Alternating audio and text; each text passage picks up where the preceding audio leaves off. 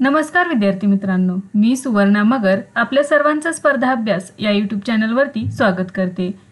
विद्यार्थी मित्रांनो, काही कारणास्तव आपले पाठीमागचे व्हिडिओ अपलोड केलेले नव्हते, तर आपण हे सर्व पाठीमागचे व्हिडिओ अपलोड करणार आहोत। तर आजच्या व्हिडिओमध्ये आपण 5, 6, 7 आणि 8 या 4 दिवसाचे करंट अफेअर्स अभ्यासणार आहोत। पुढील दिवसांमध्ये आपण राहिलेले सर्व व्हिडिओ अपलोड करणार आहोत। चला तर मग आजच्या व्हिडिओला सुरुवात करूया। फर्स्ट क्वेश्चन आहे, राष्ट्रीय चित्रपट विकास महामंडळाच्या व्यवस्थापकीय संचालकपदी कोणाची नियुक्ती करण्यात आली आहे? या प्रश्नाचे योग्य उत्तर आहे पर्याय क्रमांक 2 प्रकाश मगदुम।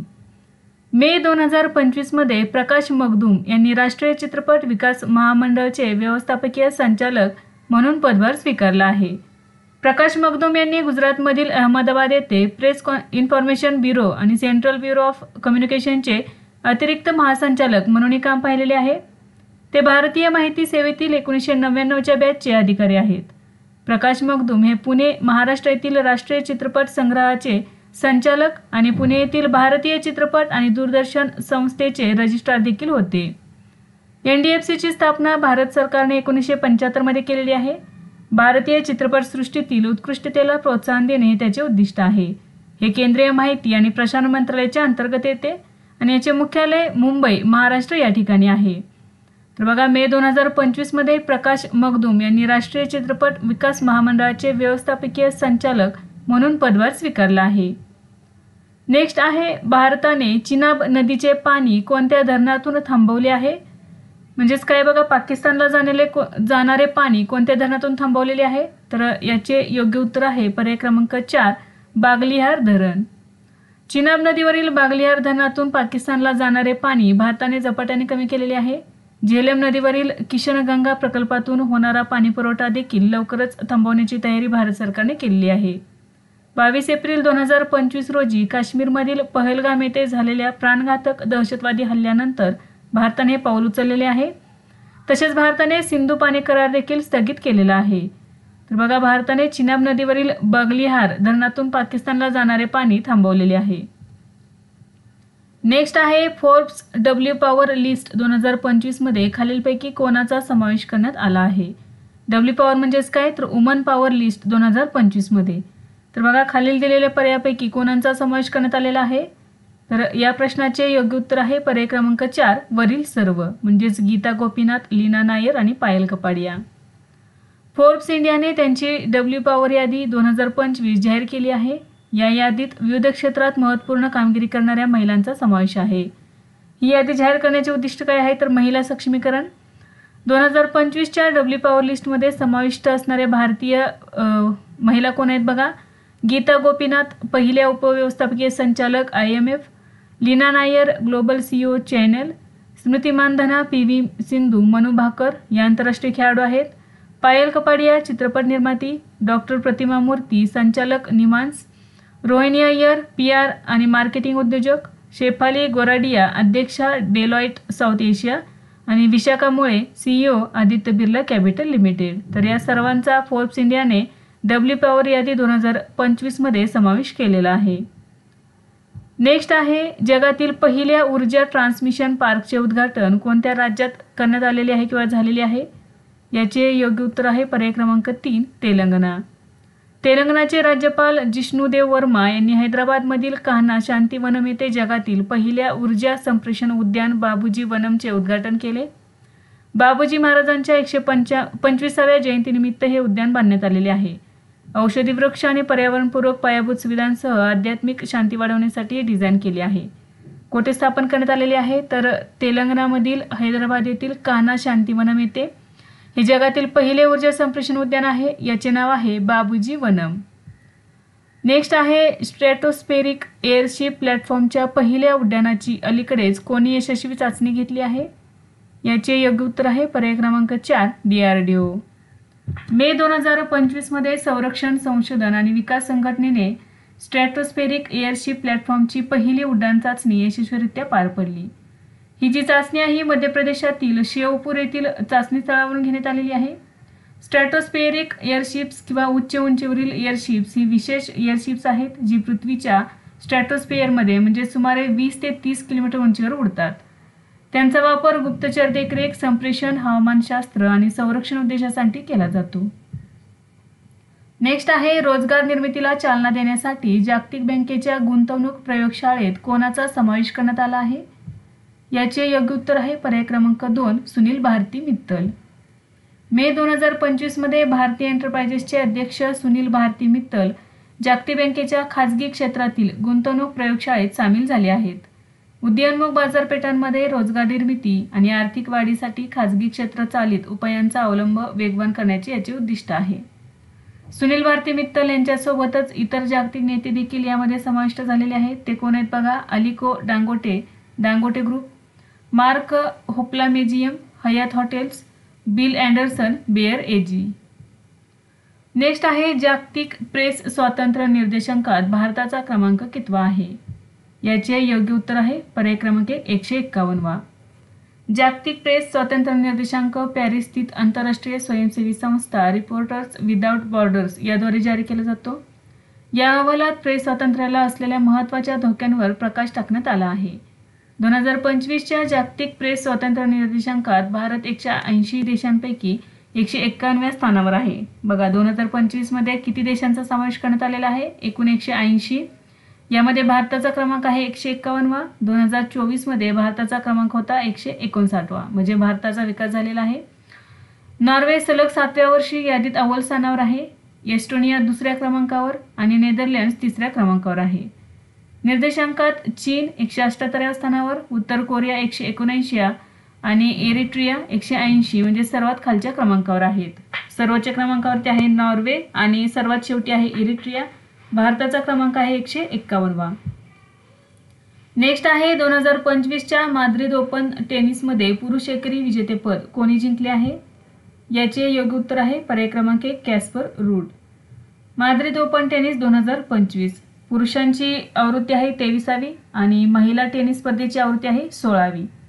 कोर्ट प्रकार आहे क्ले. स्थान होते माद्रिद स्पेन. पुरुष एकेरीचा विजेता आहे कॅस्पर रूड नॉर्वे आणि महिला एकेरीची विजेती ठरलेली आहे आर्यना सबालेंका बेलारूस. नेक्स्ट आहे भारतातील तिसरी क्षेपणास्त्र चाचणी श्रेणी कोणत्या ठिकाणी स्थापन केली जात आहे? या प्रश्नाचे योग्य उत्तर आहे पर्याय क्रमांक 2 नागलंका आंध्र प्रदेश. पंतप्रधान नरेंद्र मोदी यांनी आंध्र प्रदेशातील नागालंका येथे संरक्षण संशोधन आणि विकास संघटनेच्या नवीन क्षेपणास्त्र चाचणी श्रेणीची पायाभरणी केली.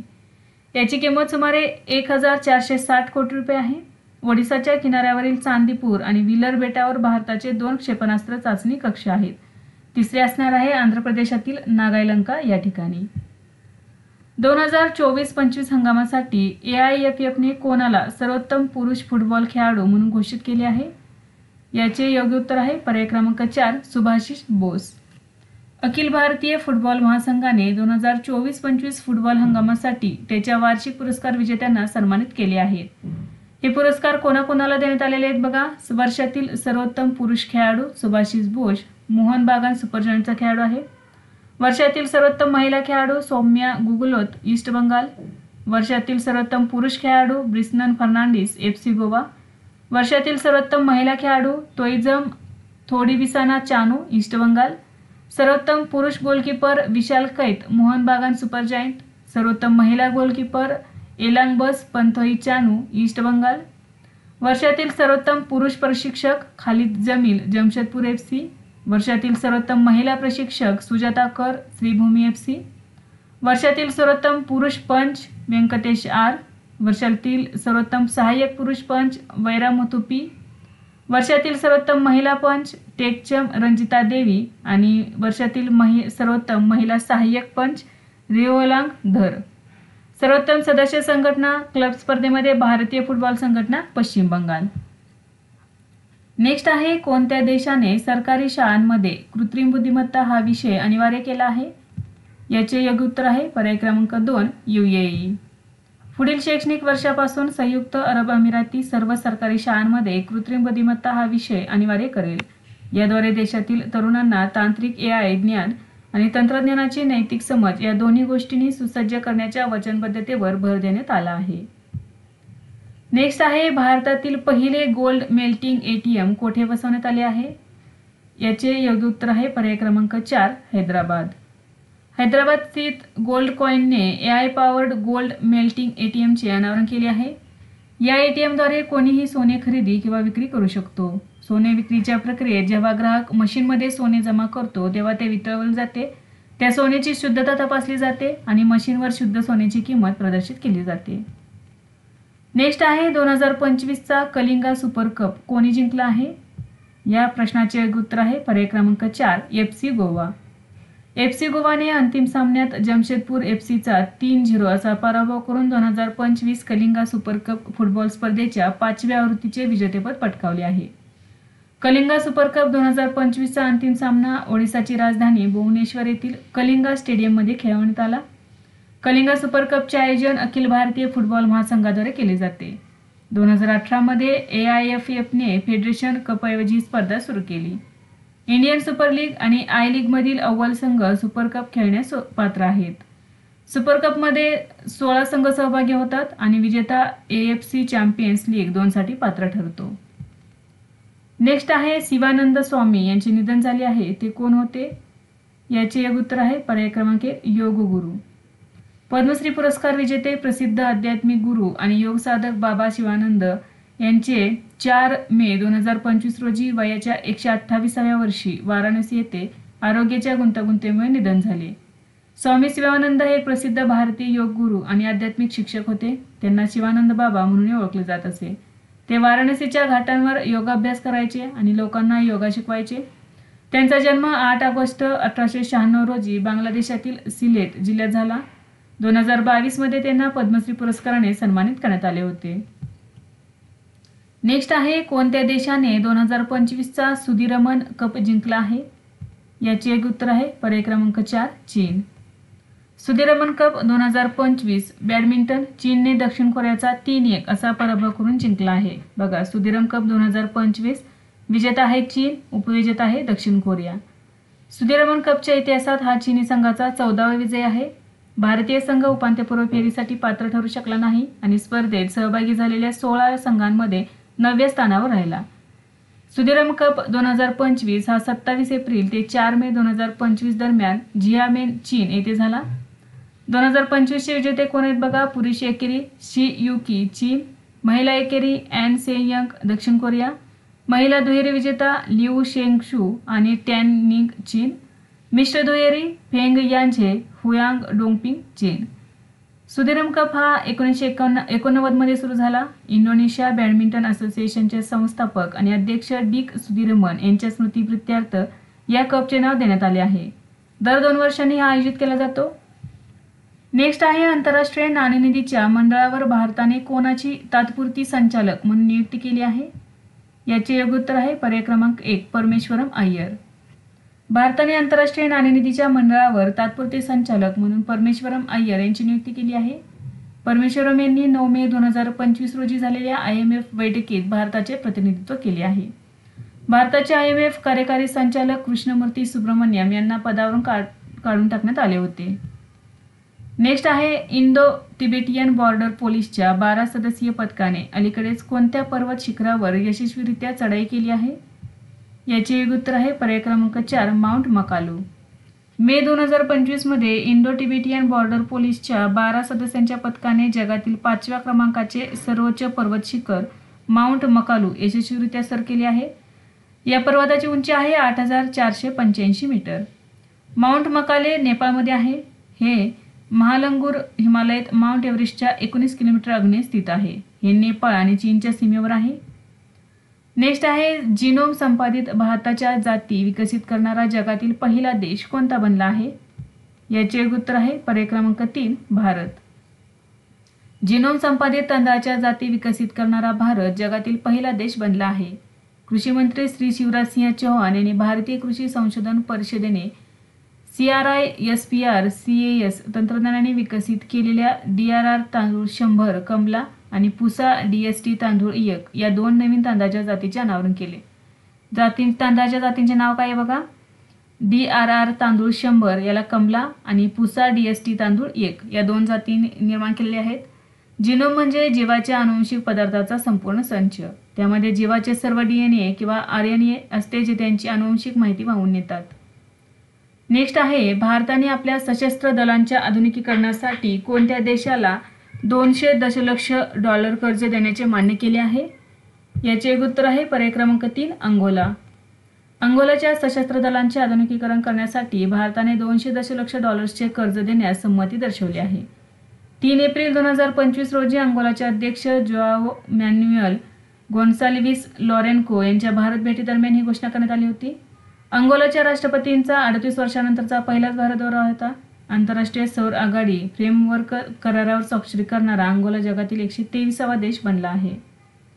अलीकडेच कोणत्या राज्याने भारतातील पहिली AI चालित रिअल टाइम वन चेतावणी प्रणाली सुरू केली आहे? याचे एक उत्तर आहे पर्याय क्रमांक 4 मध्य प्रदेश. मध्य प्रदेशने भारतातील पहिली AI आधारित real time forest alert system launch केली आहे. ही प्रणाली उपग्रह डेटा, AI आणि मोबाईल आधारित फील्ड रिपोर्टिंगचा वापर करून जमिनीवरील अतिक्रमण, जंगलतोड आणि इतर बदल शोधण्यास मदत करेल. ही प्रणाली शिवपुरी, गुना, विदिशा, बुरहानपूर, खांडवा जिल्ह्यात पायलट प्रोजेक्ट म्हणून सुरू करण्यात आली आहे. नेक्स्ट आहे, पहिल्या राष्ट्रीय मध्यस्थी परिषद 2025चे आयोजन कोठे करण्यात आले? याचे एक उत्तर आहे पर्याय क्रमांक 1 नवी दिल्ली. 3 मे 2025 रोजी भारताच्या राष्ट्रपतींनी भारतीय मध्यस्थता संघटनेची सुरुवात केली आणि नवी दिल्ली येथे 2025च्या पहिल्या राष्ट्रीय मध्यस्थता परिषदेला संबोधित केले.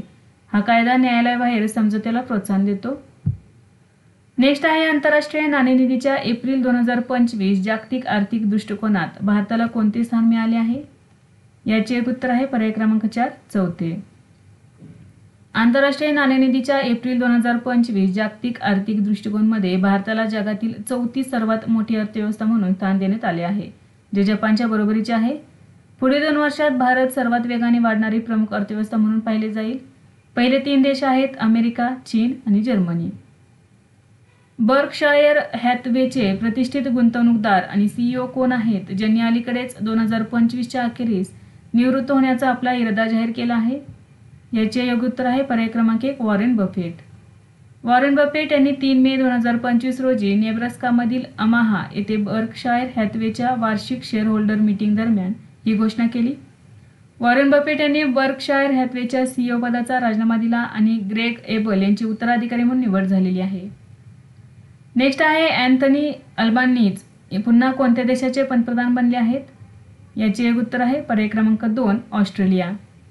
अँथनी अल्बानीज पुन्हा एकदा ऑस्ट्रेलियाचे पंतप्रधान होणार आहेत. ऑस्ट्रेलियामध्ये पुन्हा एकदा लेबर पार्टीने निवडणूक जिंकली आहे. लेबर पार्टीने 89 जागा जिंकल्या तर विरोधी लिबरल नॅशनल कोअलिशनने 36 जागा जिंकल्या आहेत. निवडणूक जिंकण्यासाठी 16 जागा आवश्यक आहेत. ऑस्ट्रेलियामध्ये 18 वर्ष आणि त्याहून अधिक वयाच्या सर्व नागरिकांना मतदान करणे अनिवार्य आहे आणि जर त्यांनी अनावश्यक कारणास्तव असे केले नाही तर त्यांना $20 ऑस्ट्रेलियन दंड होऊ शकतो. तर बघा 51% जागा आवश्यक असतात लिबरल किंवा निवडणूक जिंकण्यासाठी. नेक्स्ट आहे, कोणत्या राज्य सरकारने 5 मे हा दिवस व्यापारी दिन म्हणून घोषित केला आहे? याचे एक उत्तर आहे पर्याय क्रमांक 4 तमिळनाडू. तमिळनाडूचे मुख्यमंत्री M.K. स्टॅलिन यांनी जाहीर केले की व्यापारी समुदायाच्या सन्मानार्थ 5 मे हा दिवस व्यापारी दिन म्हणून घोषित केला जाईल. या संधीवर व्यापाऱ्यांसाठी कल्याणकारी योजना आणि व्यवसाय सुविधा प्रदान करण्यासाठी अनेक धोरणे बदलण्याची घोषणाही केली आहे. नेक्स्ट आहे, जहाजांसाठी समर्पित धोरण लागू करणारे पहिले राज्य कोणते आहे? याचे एक उत्तर आहे पर्याय क्रमांक 4 महाराष्ट्र.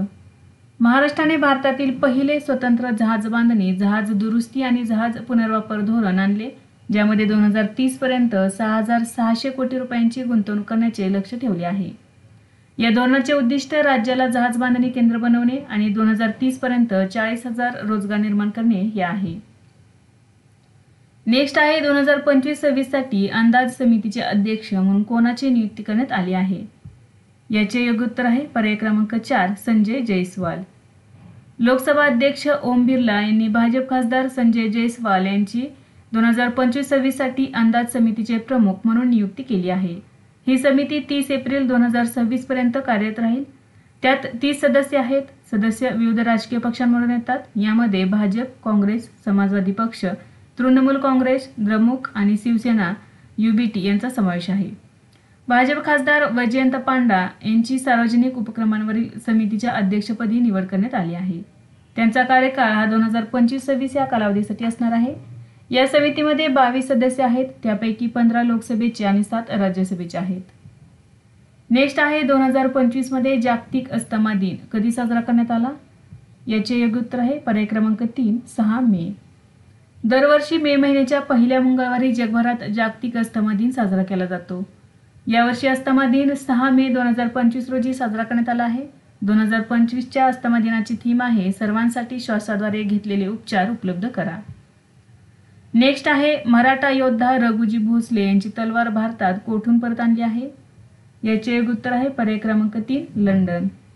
लंडनमध्ये झालेल्या लिलावात महाराष्ट्र सरकारने मराठा योद्धा रघुजी भोसले प्रथम यांची ऐतिहासिक तलवार 47.15 लाख रुपयांना खरेदी केली आहे. 1817 मध्ये सीताबर्डीच्या लढाईनंतर लुटलेल्या वस्तूंमध्ये ही तलवार होती. ही तलवार मराठा शौर्याचे आणि वारशाचे प्रतीक आहे. हे फिरंगी शैलीत बांधले आहे. तलवारीवर देवनागरीत लिहिलेले आहे श्रीमंत रघुजी भोसले सेना साहेब सुबाह फिरंग. रघुजी भोसले नागपूरचे राज्यकर्ते होते. रघुजी भोसले प्रथम यांनी 1730 मध्ये नागपूरमध्ये भोसले घराण्याची स्थापना केली. वेसाक उत्सवासाठी भगवान बुद्धांचे पवित्र अवशेष कोणत्या देशात पाठवण्यात आले आहेत? या प्रश्नाचे योग्य उत्तर आहे पर्याय क्रमांक 2 व्हिएतनाम. मे 2025 मध्ये भगवान बुद्धांचे पवित्र अवशेष व्हिएतनामला पाठवले आहेत. संयुक्त राष्ट्रांच्या वेसाक दिनाच्या समारंभासाठी हे पवित्र अवशेष 2 ते 21 मे 2025 पर्यंत व्हिएतनाममध्ये राहतील.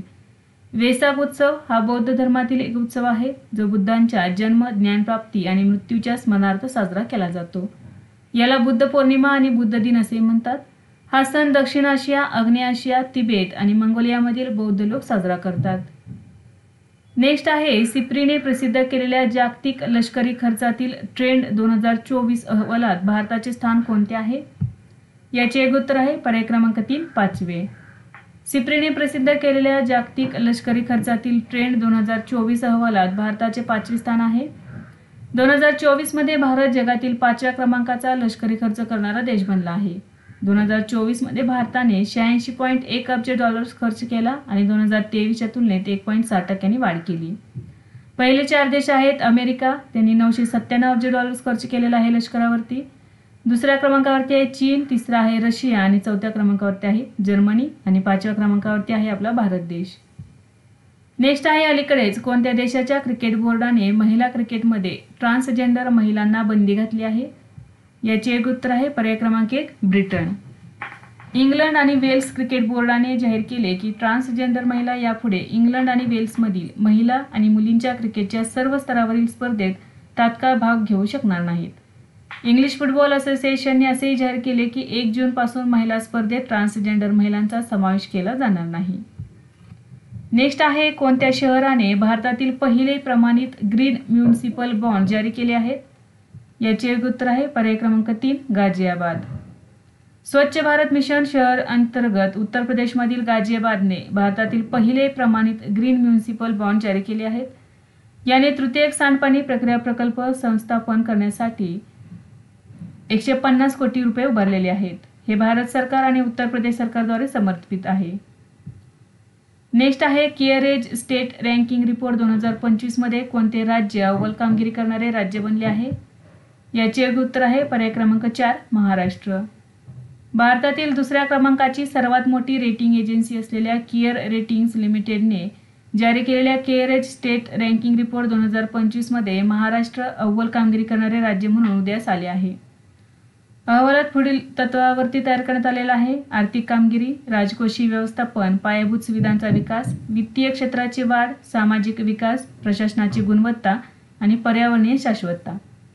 मोठ्या राज्यांमधील सर्वोत्तम कामगिरी करणारे राज्य कोण आहेत बघा? महाराष्ट्र पहिला, दुसरा गुजरात, तिसऱ्या क्रमांकावरती आहे कर्नाटक. मोठ्या राज्यांमध्ये सर्वात कमी कामगिरी करणारी राज्य आहेत बिहार 17व्या क्रमांकावरती, झारखंड 16व्या आणि मध्य प्रदेश 15व्या क्रमांकावरती. ईशान्य, डोंगराळ आणि लहान राज्यांची क्रमवारी: सर्वात प्रथम क्रमांकावरती आहे गोवा, दुसरा आहे उत्तराखंड, तिसरे सिक्कीम, चौथे आहे हिमाचल प्रदेश आणि 5वे आसाम. तर शेवटचे राज्य आहेत नागालँड 11वे, मणिपूर 10वे आणि अरुणाचल प्रदेश 9वे. नेक्स्ट आहे अलीकडेच कमलाप्रसाद बिस्से सर यांची कोणत्या देशाच्या पंतप्रधानपदी नियुक्ती करण्यात आली आहे? याचे योग्य उत्तर आहे पर्याय क्रमांक 1 त्रिनिदाद आणि टोबॅगो. कॅरिबियन बेट राष्ट्र त्रिनिदाद आणि टोबॅगो येथील मतदारांनी संसदीय निवडणुकीत कमलाप्रसाद बिस्से सर यांच्या नेतृत्वाखालील विरोधी पक्ष युनायटेड नॅशनल काँग्रेसला बहुमत दिले. कमलाप्रसाद बिस्से सर यापूर्वी 2010 ते 2015 पर्यंत देशाच्या पंतप्रधान होत्या.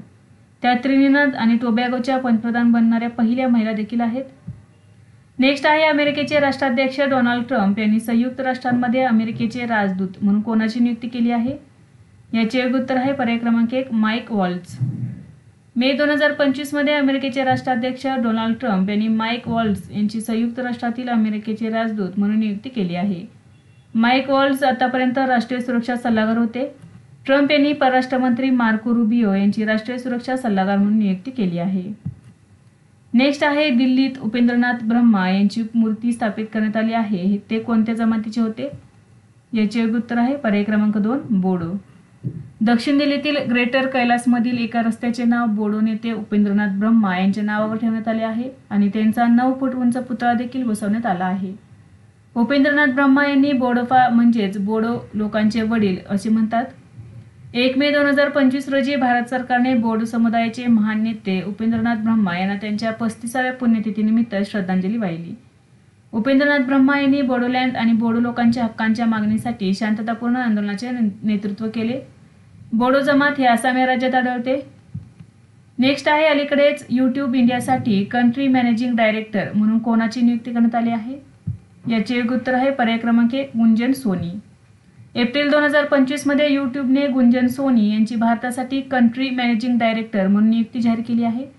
व्यवसाय, तंत्रज्ञान, विपणन आणि ई-कॉमर्स यासारख्या क्षेत्रांमध्ये 2 दशकांहून अधिक काळ नेतृत्वाचा अनुभव असलेले सोनी आता भारतात यूट्यूबच्या वाढ आणि नाविन्यपूर्ण प्रयत्नांचे नेतृत्व करतील.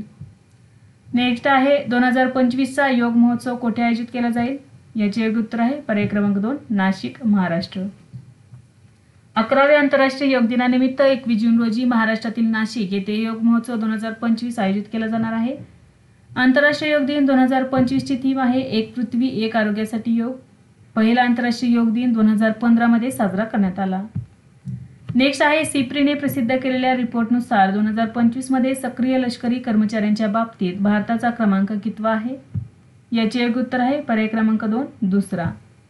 सिप्रीने प्रसिद्ध केलेल्या रिपोर्टनुसार 2025 मध्ये सक्रिय लष्करी कर्मचाऱ्यांच्या बाबतीत भारत दुसऱ्या क्रमांकावर आहे. भारतात एकूण 14,55,550 सक्रिय लष्करी कर्मचारी आहेत. 20,35,000 सक्रिय लष्करी कर्मचाऱ्यांसह चीन पहिल्या क्रमांकावर आहे. पहिले 10 देश कोणते आहेत बघा. पहिल्या क्रमांकावरती आहे चीन, दुसरा आहे भारत, तिसऱ्या क्रमांकावरती आहे अमेरिका, चौथ्या क्रमांकावरती आहे उत्तर कोरिया, 5वा रशिया, 6व्या क्रमांकावरती युक्रेन, 7व्या क्रमांकावरती आहे पाकिस्तान, 8वा इराण, 9व्या दक्षिण कोरिया आणि 10व्या क्रमांकावरती आहे व्हिएतनाम. पाकिस्तानमध्ये एकूण 6,54,000 सक्रिय लष्करी कर्मचारी आहेत. नेक्स्ट आहे लॉरेन्स वोंग कोणत्या देशाचे पंतप्रधान झाले आहेत? याचे योग्य उत्तर आहे पर्याय क्रमांक 4 सिंगापूर. मे 2025 मध्ये पंतप्रधान लॉरेन्स वोंग आणि त्यांच्या पीपल्स ॲक्शन पार्टीने सिंगापूरमध्ये झालेल्या सार्वत्रिक निवडणुकीत विजय मिळवला. 15 मे 2024 रोजी सिंगापूरचे पंतप्रधान म्हणून लॉरेन्स वोंग यांनी ली हिस्नेन लंग यांची जागा घेतली होती. सिंगापूर हा एक संसदीय लोकशाही देश आहे जिथे अध्यक्ष थेट जनतेद्वारे निवडला जातो. सिंगापूर हा अशा काही देशांपैकी एक आहे जिथे नोंदणीकृत प्रौढ मतदारांसाठी मतदान करणे अनिवार्य आहे. सिंगापूरची संसद एकसदनीय आहे आणि त्यात 94 सदस्य आहेत. संसदेचा कार्यकाळ 5 वर्षांचा असतो. नेक्स्ट आहे बौद्धिक संपदा हक्कांच्या संरक्षणासाठी कोणत्या देशाने भारताला प्राधान्य यादीत ठेवले आहे? याचे योग्य उत्तर आहे पर्याय क्रमांक 3 अमेरिका. अमेरिकेच्या वस्तू आणि सेवांवर बौद्धिक संपदा अधिकारांचे पुरेसे आणि प्रभावी संरक्षण आणि अंमलबजावणी करण्यात अपयशी ठरल्याबद्दल अमेरिकेने भारताला प्राधान्य वॉच लिस्ट श्रेणीत कायम ठेवले आहे. अमेरिकेच्या वस्तू आणि सेवांसाठी बौद्धिक संपदा हक्कांचे अपुरे संरक्षण असलेले देश म्हणून भारतासह अमेरिकेचे 26 व्यापारी भागीदार ओळखले गेले आहेत. नेक्स्ट आहे लकुंडी स्मारक कोणत्या राज्यात आहे? ज्याला युनेस्कोच्या अंतरिम यादीत समाविष्ट करण्याचा प्रस्ताव आहे. याचे योग्य उत्तर आहे पर्याय क्रमांक 2 कर्नाटक. कर्नाटक सरकारने युनेस्कोच्या तात्पुरत्या यादीत लकुंडी स्मारके आणि चालुक्य काळातील मंदिरे समाविष्ट करण्याचा प्रस्ताव तयार केला आहे. ही स्थळे आहेत कर्नाटक राज्यातील गदग जिल्ह्यामध्ये. बांधकाम कालावधी आहे 10वे ते 12वे शतक. कल्याण चालुक्य राजवंशाच्या राजवटीमध्ये याचे बांधकाम करण्यात आले. महत्त्व आहे चालुक्य काळातील स्थापत्य तंत्र आणि सांस्कृतिक भरभराटीचे अद्वितीय उदाहरण. नेक्स्ट आहे शिलाँग सिलचर ग्रीनफील्ड कॉरिडॉर प्रकल्प कोणत्या दोन राज्यांमधील कनेक्टिव्हिटी वाढवण्यासाठी बांधला जात आहे? याचे योग्य उत्तर आहे पर्याय क्रमांक 3 मेघालय आणि आसाम. शिलाँग सिलचर ग्रीनफील्ड कॉरिडॉर प्रकल्प हा ईशान्य भारतातील एक महत्त्वाचा धोरणात्मक पायाभूत सुविधा उपक्रम आहे जो मेघालय आणि आसाम दरम्यान चांगली कनेक्टिव्हिटी प्रदान करेल. हा 166.80 किलोमीटर लांबीचा आणि 4 लेनचा प्रवेश नियंत्रित कॉरिडॉर बहुतेक डोंगराळ प्रदेशांत जातो. या प्रकल्पामुळे या प्रदेशात रसद, पर्यटन, रोजगाराच्या संधी वाढतील तसेच आंतरराज्यीय आर्थिक एकमतही वाढेल. नेक्स्ट आहे सिक्युअर प्रकल्प कोणत्या देशाचा उपक्रम आहे? याचे योग्य उत्तर आहे पर्याय क्रमांक 4 युनायटेड किंगडम. समुद्रातून कार्बन डायऑक्साईड काढून टाकण्यासाठी इंग्लंडच्या दक्षिण किनाऱ्यावर सिक्युअर नावाचा एक नवीन प्रकल्प सुरू करण्यात आला आहे. सिक्युअर प्रकल्प हा युनायटेड किंगडम सरकारचा एक उपक्रम आहे. सिक्युअर प्रकल्प समुद्राच्या पाण्यातून थेट कार्बन संकलन करणे हा हवेतील कार्बन डायऑक्साईड कमी करण्याचा कमी खर्चाचा आणि मोठ्या प्रमाणात मार्ग असू शकतो का याची चाचणी करत आहे. सिक्युअर समुद्राला लक्ष्य करते जिथे कार्बनची पातळी वातावरणापेक्षा 150 पट जास्त आहे. विद्यार्थी मित्रांनो, आज आपण काही महत्त्वाचे चालू घडामोडीचे घटक अभ्यासले. यासारखेच नवनवीन व्हिडिओ पाहण्यासाठी चॅनलला लाईक करा आणि सबस्क्राईब करायला विसरू नका. धन्यवाद.